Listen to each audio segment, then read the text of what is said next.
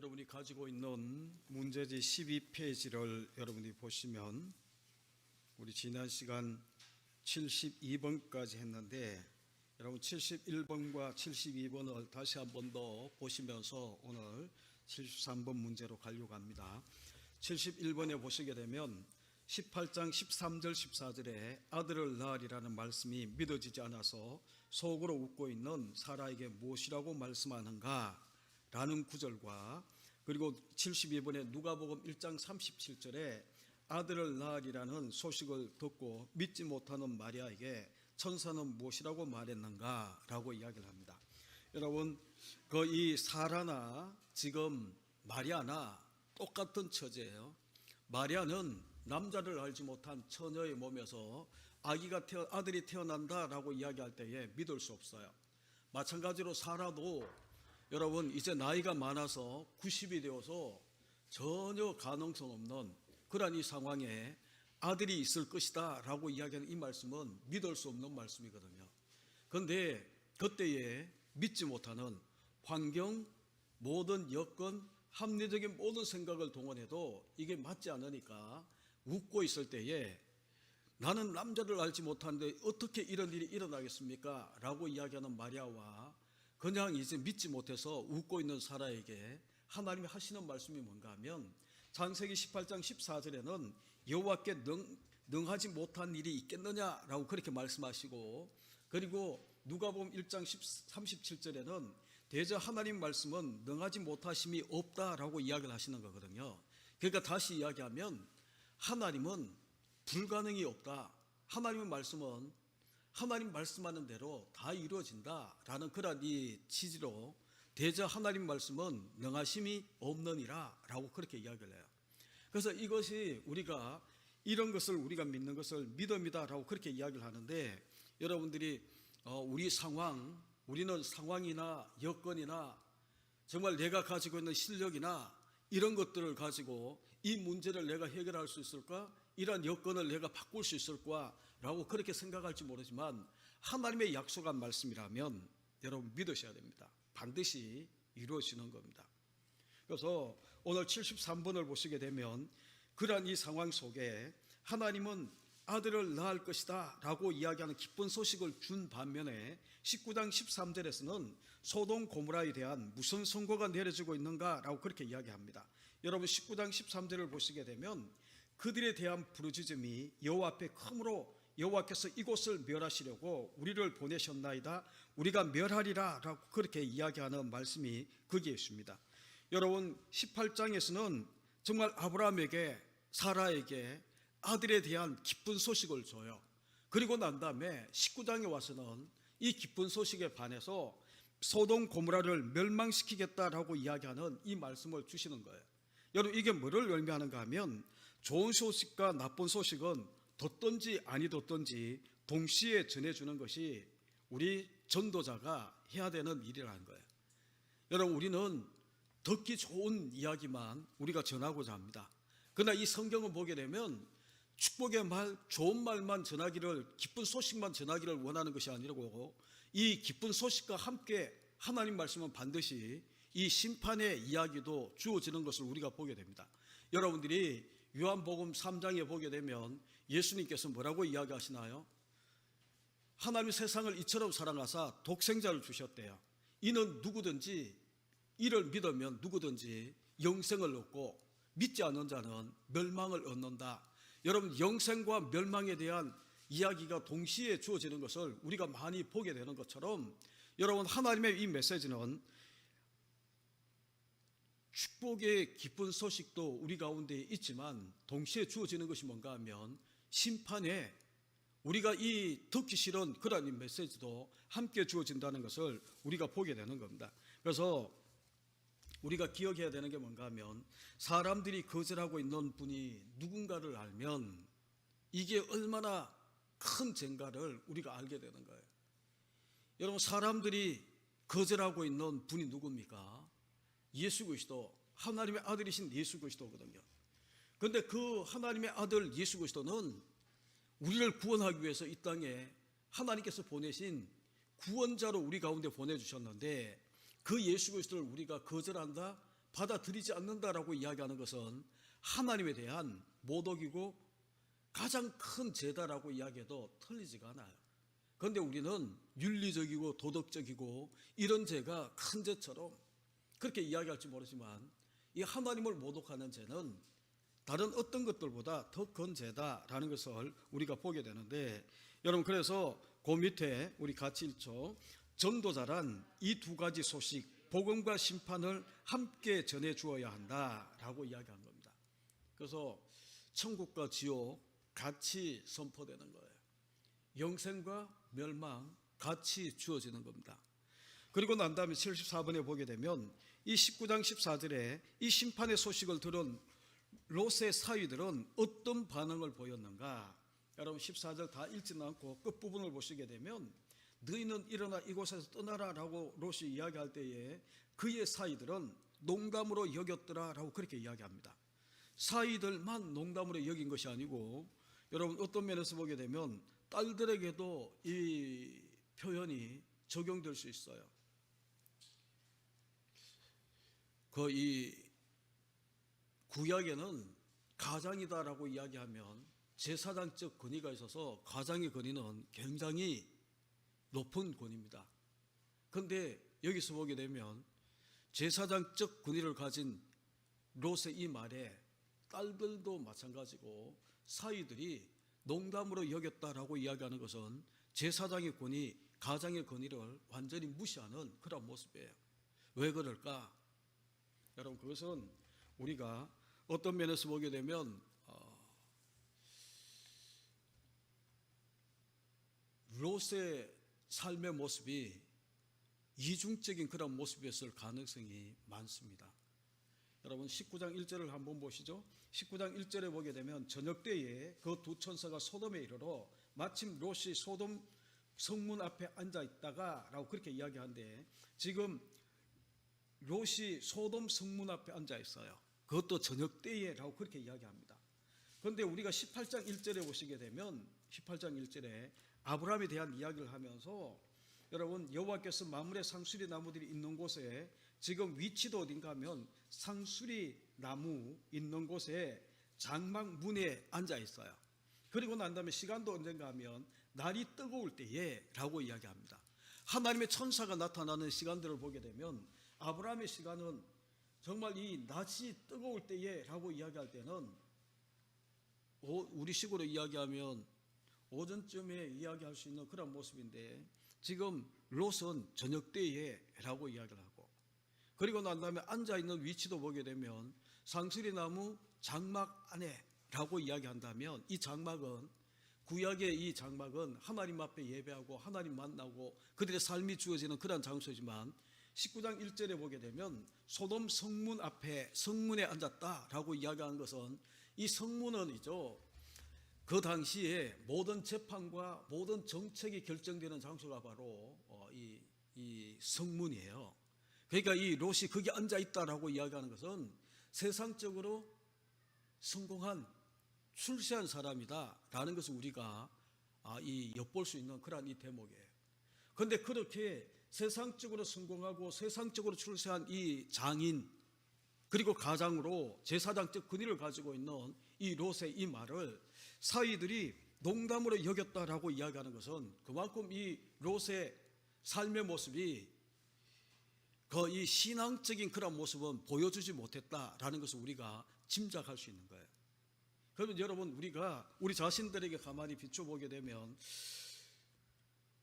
우리의 말들이 우리 자녀들에게 여러분 권위 있게 하나님 말씀을 전하는데 농담으로 여기는 이런 모습으로 비춰지는 그런 모습 아닌가라는 것을 우리가 한 번쯤은 물어보셔야 되고, 그렇게 되지 않기 위해서 우리가 정말 신앙적인 그런 삶의 모습을 보여줄 필요가 우리 가운데 있는 거예요. 그리고 75번에 보게 되면 누가복음 17장 26절과 28절, 노아 홍수와 소돔의 심판은 무엇에 대한 예표라고 하는가 라고 이야기하는데, 누가복음 17장 26절에 보게 되면 노아의 때에 된 것과 같이 인자의 때에도 그러하리라 라고 이야기를 해요. 그리고 28절에는 롯이 소돔에서 나가던 날에 하늘로부터 불과 유황이 비오듯이 하여 그들을 멸망시켰다라고 이야기를 하는데, 인자의 때, 여러분, 인자의 때가 언제입니까? 이제 장차 예수 그리스도가 그 초림 때는 예수 그리스도가 구원의 메시아로 우리 가운데 찾아오셨다면, 이제 재림 때는 심판의 주로 우리 가운데 오시는 거예요. 그래서 인자의 때에도 그러하리라 라고 이야기하는 것은, 우리 주님께서 최후의 심판하기 위해 주님이 재림하는 그런 때에 이 노아의 때와 같이, 홍수 심판과 같이, 그리고 또 소돔 고모라가 멸망하는, 정말 불과 유황이 비오듯 하는 그런 이 멸망의 시간들이 그때에도 이루어진다라는 것을 우리 가운데 보여주는 겁니다. 그래서 76번 20장 1, 2절에 또 무슨 일이 벌어지고 있는가라고 이야기를 하는데, 여러분 20장 1, 2절을 보시죠. 같이. 네게브 땅으로 옮겨가 가데스와 술 사이 그랄에 거루하며 그의 아내 사라를 자기 누이라 하였으므로 그랄 왕 아비멜렉이 사람을 보내어 사라를 데려갔더니 라고 이야기합니다. 열국의 어미 되는 이 사라는 번번이 위기를 맞이해요. 우리가 12장에서 본 것처럼 이제 이 약속의 땅에 들어왔을 때에 기근이 들어서 애굽으로 내려갑니다.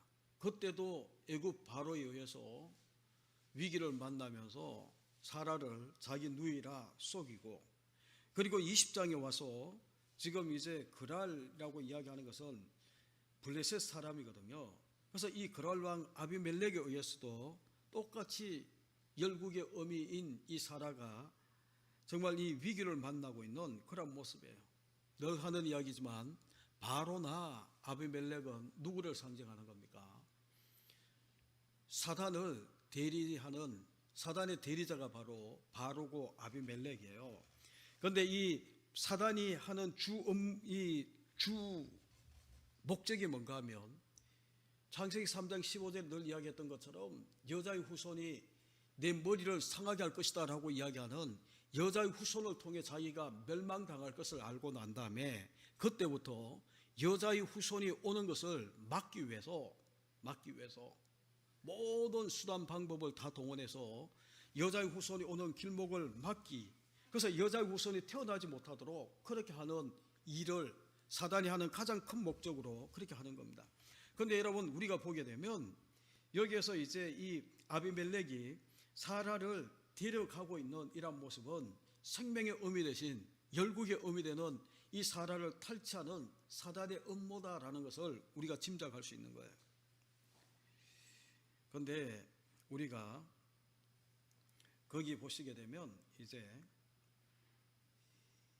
20장 77번에 20장 3절과 6절에 보시면 하나님의 대처하는 방법이 애굽 왕 바로의 때보다 더 강도가 높은 것을 우리가 보게 되는데, 3절에 보면 그 밤에 하나님이 아비멜렉에게 현몽하시고 그에게 이르시되 내가 데려간 이 여인으로 말미암아 내가 죽으리라. 그는 남편이 있는 여자다 라고 그렇게 이야기합니다.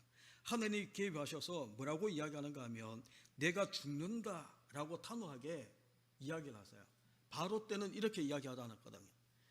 그리고 난 다음에 6절에도 보게 되면 하나님이 꿈에 또 그에게 이르시되 내가 온전한 마음으로 이렇게 한 줄을 나도 알았으므로 너를 막아 내게 범죄하지 아니하게 하였나니 여인에게 가까이 하지 못하게 함이 이 때문이다 라고 이야기를 하면서 하나님께서 개입하셔서 막아주신 이유가 뭔가 라고 그렇게 묻잖아요. 그래서 17장 21절에 보게 되면 내년 이맘때에 이삭을 낳을 것이다 라고 이야기하거든요. 사라가 이미 임신한 상태일 수 있어요. 우리가 짐작하건대 태중에 이삭이 있을 가능성이 있어요. 그런데 하나님께서 이제 더 급하니까 꿈에 나타나셔서 너 건드리면 죽는다 라고 이야기하는 강한 표현으로 이 모든 것들을 막으시고 사라가 온전히 여자의 후손 이삭을 출산할 수 있도록 하나님께서 막고 있는, 보호하고 있는 그런 모습을 우리가 보게 되는 겁니다. 이러한 것들을 통해 우리가 다시 한 번 더 여러분들이 기억해야 되는 게 뭔가 하면, 하나님의 막아주심이 없다면 아브라함의 능력과 자력으로 이 위기를 극복할 수 있는 힘이 없는 거예요. 여러분, 지금 코로나19의 이 팬데믹 이 상황 가운데에 하나님의 도우심과 하나님의 개입하심이 없다면 해결되지 않습니다. 그래서 우리가 늘 기억해야 되는 게 뭔가 하면, 우리는 우리가 모든 것들을 다 감당할 수 있는 것처럼 그렇게 이야기하지만, 가면 갈수록 깨닫는 게 뭔가 하면, 하나님의 도우심이 없다면, 하나님의 긍휼을 베푸시는 하나님의 은혜가 없다면 우리는 이 땅을 한순간도 살아갈 수 없는 그런 존재다라는 것을 고백할 수밖에 없어요. 여러분, 그 밑에 거 우리 같이 읽죠. 13페이지를 넘기셔서 우리 같이 보겠습니다. 13페이지 찾으셨나요? 13페이지 다 받으셨나요?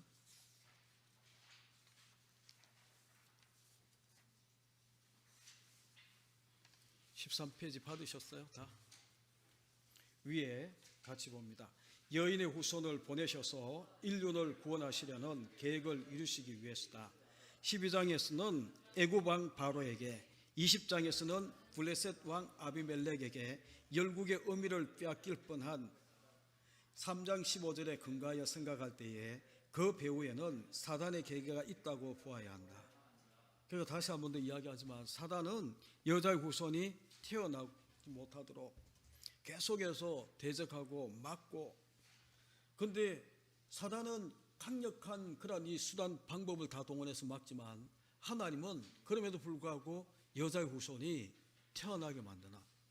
그런데 연한 순 같고, 이사야서 보게 되면이죠, 한 아기가 낳는데 연한 순 같고 정말 볼품없는, 이사야서 53장에는 정말 흠말 것이 없는 그런 이 메시아로 여자의 후손이 이 땅에 태어나는 그런 모습에, 늘 하는 이야기지만 롯은 아까도 이야기했던 것처럼 세상적으로 출세한 사람이에요. 성문에 앉아서 정책과 이 재판과 모든 것들을 감당하는 지도자의 위치에 있는 그런 이 존재예요. 그런데 하나님의 사람들은 보게 되면 정말 연한 순 같은, 그리고 흠모할 것이 없는 그러한 이 모습에 여자의 후손들의 모습을 보게 되는 겁니다. 그래서 20장 7절에 하나님은 성실하지 못한 아브라함을 누구라고 소개하는가? 그렇게 연약하고 비겁하게 자기 아내를 자기 누이라 라고 이야기하는 이런 이 연약한 아브라함을 하나님은 7절을 같이 읽죠.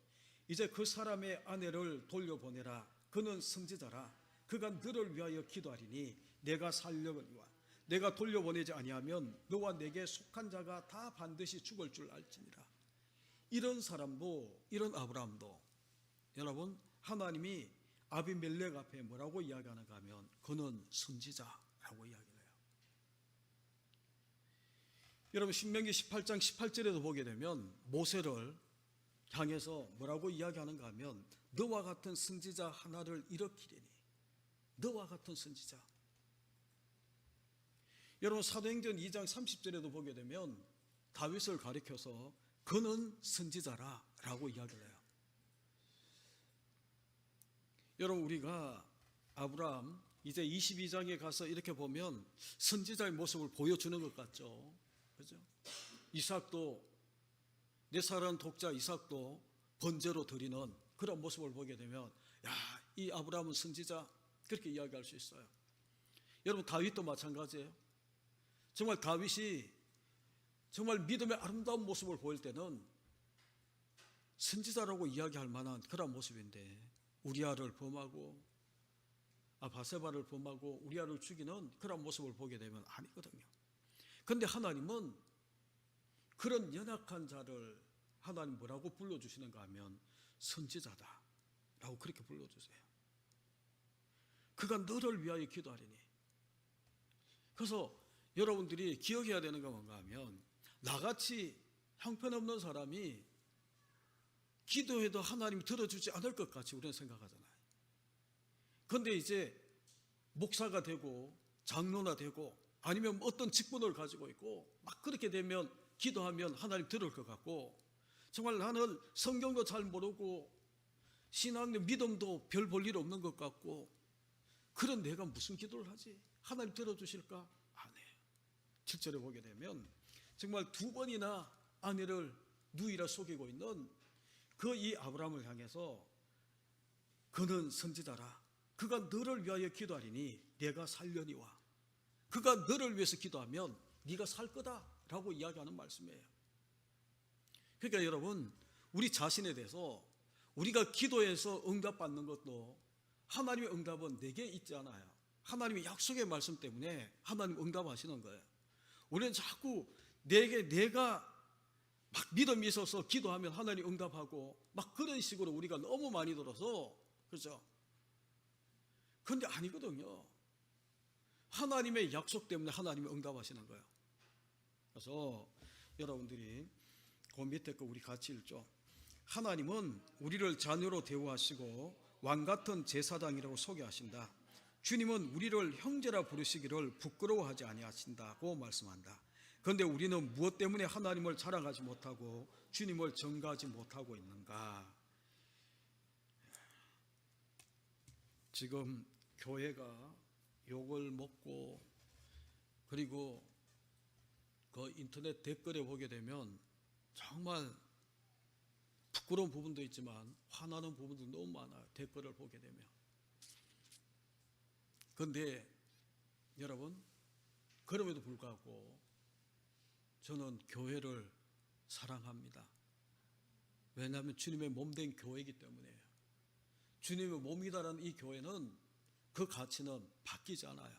아무리 짓밟히고 아무리 헐떡이고, 이번에는 막 뉴스에 보니까 강주의 그 교회에, 국제학교 교회에서 100명 넘는 확진자가 나오니까 분노해서 이제 이 교회를 향해 계란을 던지고 막 하면서 뒤범벅이 되는, 목사 나와! 라고 이야기를 하면서 그렇게 하는 그런 모습을 보면서 정말 부끄러워요. 그럼에도 불구하고 계란으로 떡칠한 교회다 할지라도 교회의 가치는 바뀌지 않습니다. 여러분, 교회가 아무리 욕을 얻어먹어도 하나님의 사랑이 있는 주님의 몸된 교회예요. 그래서 저는 교회를 너무너무 교회가 좋습니다.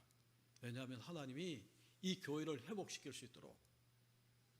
그래서 제가 설교할 때에 했던 말들이 지금 막 이 마음의 찔림으로 다가올 때가 많아요.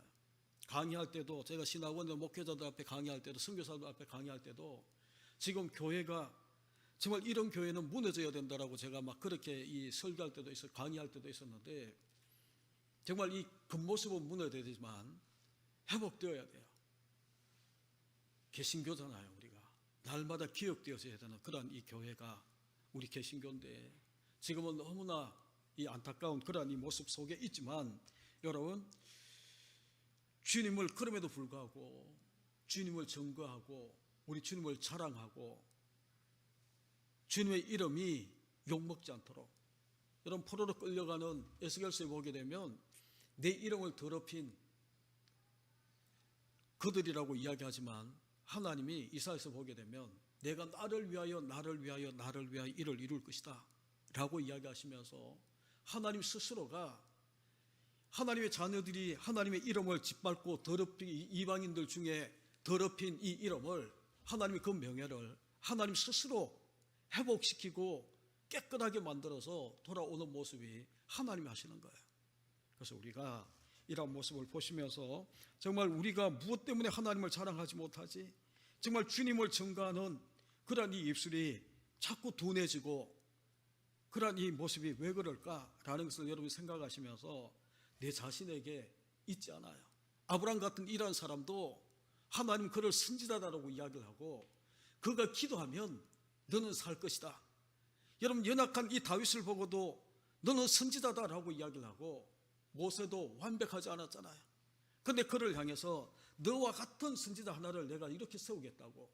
그가 다 이 예수 그리스도지만, 여러분, 그러한 것들을 여러분 생각하시면서 우리의 연약함과 우리의 부끄러움과 우리의 수치스러움이 있음에도 불구하고 주님의 몸된 교회를 사랑하고, 그리고 우리 주님을 자랑하고 전가하는 저와 여러분, 우리 모든 믿음의 성도들 되시기를 간절히 주님의 이름으로 축복합니다. 우리 여기까지만 하겠습니다. 우리 기도하시다가 돌아가시는 밤이 되기를 바랍니다.